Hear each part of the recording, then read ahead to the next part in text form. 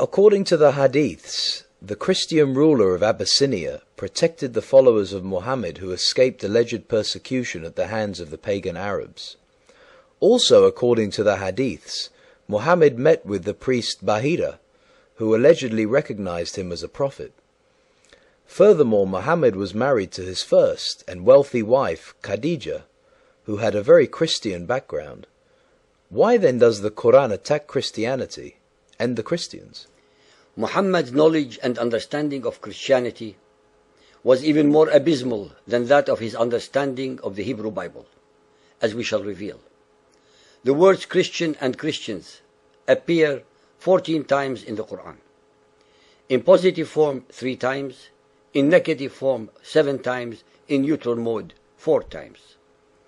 As we explain in our series numbers 6a and 6b, regarding the 2 periods of alleged revelations of the Quran, as well as in number 18, regarding the cases of abrogating and abrogated verses, at the beginning of Muhammad's so-called revelations in Mecca, he was conciliatory and accommodating towards both Christians and Jews.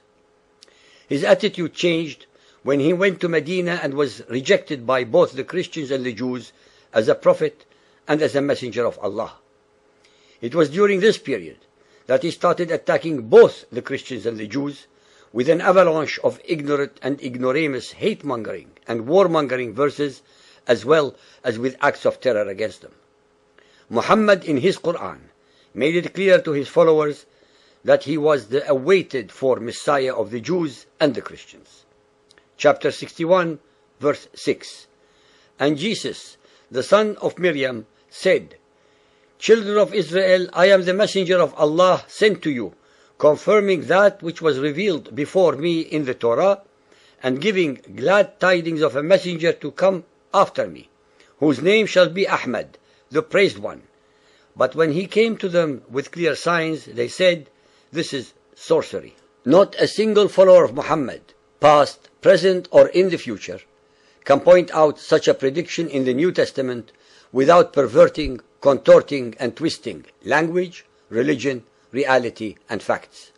Chapter 2, verse 116. They say, Allah hath begotten a son. Muhammad's attacks on the Christians centered exclusively on the fact that Christians believe in the Trinity and that Jesus is the Son of God. This, according to Muhammad's monotheism, is shirk, meaning associating other gods with God, rendering such believers kuffar, subject to conversion to Muhammadan Islam or to death and destruction. No matter how sweet Muhammadan scholars try to sugarcoat these diametrically opposite beliefs, praise the whole of Christian religion, because if Jesus did not die on the cross, then there would have been no resurrection from the dead. Without death and resurrection, Jesus could not have been the Messiah, the Redeemer of humanity, and hence there can be no Christianity. Another obvious divinely revealed error in the above is the fact that the Jews never accepted that Jesus was their Messiah, and hence did not and could not have called him the Messiah Jesus. Chapter 5, 17. In blasphemy, kafara, indeed are those that say that Allah is Christ, the Son of Mary. 5:18. The Jews and the Christians say, we are sons of Allah and His beloved. Muhammad's understanding of the words of the Bible, as repeatedly shown in his Quran, was utterly abysmal, to say the least. When the Bible mentions sonship, it is never meant as a biological one, but only that God, not Allah, is the Father of all of His creation. 5:51. O ye who believe, take not the Jews and the Christians for your friends and protectors. They are but friends and protectors to each other. And he amongst you that turns to them for friendship is of them. The listeners should not require many more such vile verses to be convinced of the Quran's racism, hate-mongering, and discriminatory attributes. Incessantly, throughout its verses and chapters, as in this verse alone, there are several extremely important mistakes, rendering its alleged origin as divine, null and void. In this verse, as well as in all the other verses of the Quran, The mother of Jesus is called Miriam and not Mary. The title Messiah was given to Jesus by his much later followers from among the Greeks and the Romans, but not by the Jews. Furthermore, Messiah is Hebrew for the anointed, which is Christ in Greek.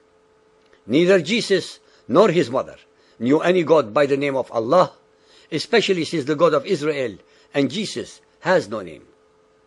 It is thus, in summation, impossible that the angel Gabriel, who had 610 years earlier predicted the birth of Jesus as the Redeemer of humanity, could have revealed to Muhammad such lies, errors, inconsistencies, and mendacities.